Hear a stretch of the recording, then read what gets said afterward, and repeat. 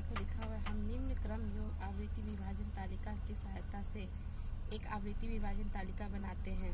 ये तुम्हारा क्वेश्चन दिया हुआ है, इसमें श्रेणी दिया हुआ है और इसमें क्रम योग आवृत्ति दिया हुआ है।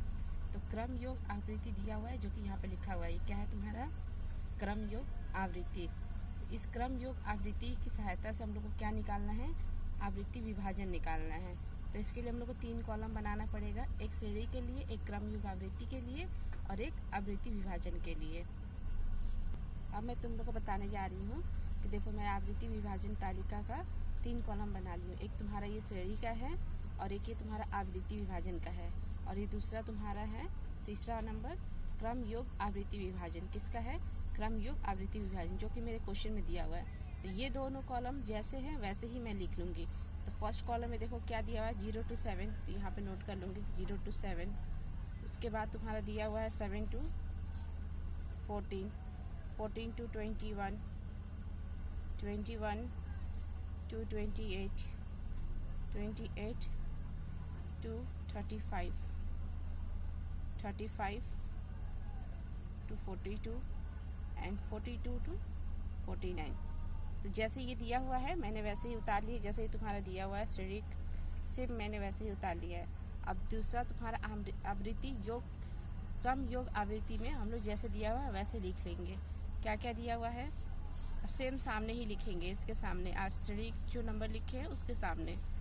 तो 5, दूसरा तुम्हारा हो जाएगा 14, तीसरा हो जाएगा तुम्हारा 25, उसके बाद तुम्हारा 42, उसके बाद 50, फिर 61, उसके बाद तुम्हारा हो जाएगा 65। तो देखो एकदम सही हुआ है। 5, 14, 25, 42, 50, 61, 65। ऐसे काउंट कर लो 1 2 3 4 5 6 7, 1 2 3 4 5 6 7। देखो दोनों ही क्या है, दोनों ही तुम्हारा इक्वल है, एकदम दोनों को हम लिख लिए। अब क्वेश्चन मेरे कॉपी में आ गया। अब इससे क्रम योग आवृत्ति से हम लोग आवृत्ति को निकालेंगे। तो इसको कैसे निकालेंगे, सबसे पहले बेस को हम लोग क्या मान लेते हैं, बेस को हम लोग 0 मान लेते हैं। क्या मानते हैं, जो दिया है सेम मान लेंगे, 0 मीन्स जो दिया है वो मान लेंगे।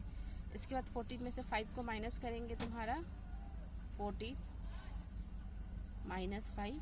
अब जो आएगा उसको हम लोग लिख देंगे। 14 में से 5 को माइनस किया तुम्हारा आया 9। सेम कंडीशन 25 में से 14 को माइनस करेंगे, 25 माइनस 14, तो ये तुम्हारा आएगा 11। फिर 42 माइनस 25, 42 माइनस 25, तो ये तुम्हारा आएगा 17।